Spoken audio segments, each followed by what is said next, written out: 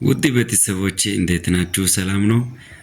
እኔ አለው እንግዲህ ፋብሌ ዛሬ ይዤላችሁ የመጣሁት አንድ ትልቅ መረጃ ነው። ዩቲዩብ ሁል ጊዜ ሰዓቱን ይቀንሳል እያላችሁ ያላችሁት እንግዲህ ለኔም ሰዓቱ እየተቀነሰ አስቸግሮኛል አይቻለሁ። ግን ሰዓቱ የሚቀንስበት አንድ 3-4 ፖይንቶችን ላስቀምጥላችሁ ብዬ ነው። እንዴት ሆነ የምለውን ማጥናት ጀመርኩኝ ማየት ጀመርኩኝ ማለት ነው ጋይስ።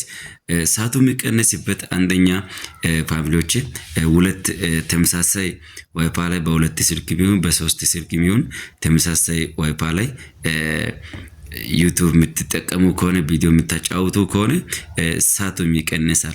በዛ ላይ ሁለተኛ ደግሞ ምንድነው በተደጋጋሚ አንድ ቪዲዮ ሰው ሲያጫውት ዩቲዩቡ ያውቃል ማለት ነው።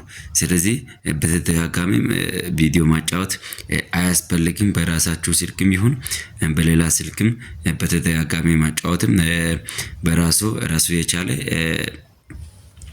ሰዓት የሚቀንስበት አንድ ምክንያት ነው ብዬ አስባለሁ።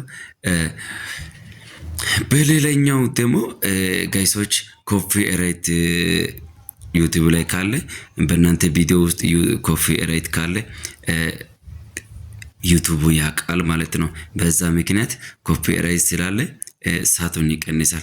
አራተኛ ምንድነው ተጨማሪ ደግሞ የሰው ቪዲዮ ወስዳችሁ ወይም የሰው ፍሪ ያልሆነ ቪዲዮችን ከሌላ ቪዲዮ ወስዳችሁ ካት አድርጋችሁ ያልተፈቀደውን ካት አድርጋችሁ ወስዳችሁ በራሳችሁ ቪዲዮ ላይ አድርጋችሁ ሰርታችሁ ስትለቁ ሰዓቱ ይቀንሳል። ስለዚህ ውድ ቤተሰቦቼ እነኚህ ነገሮች ተቆጠቡ።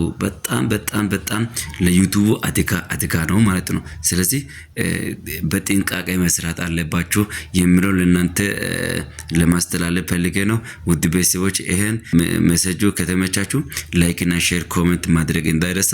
በሌላ ቪዲዮ እመጣለሁ። ባይ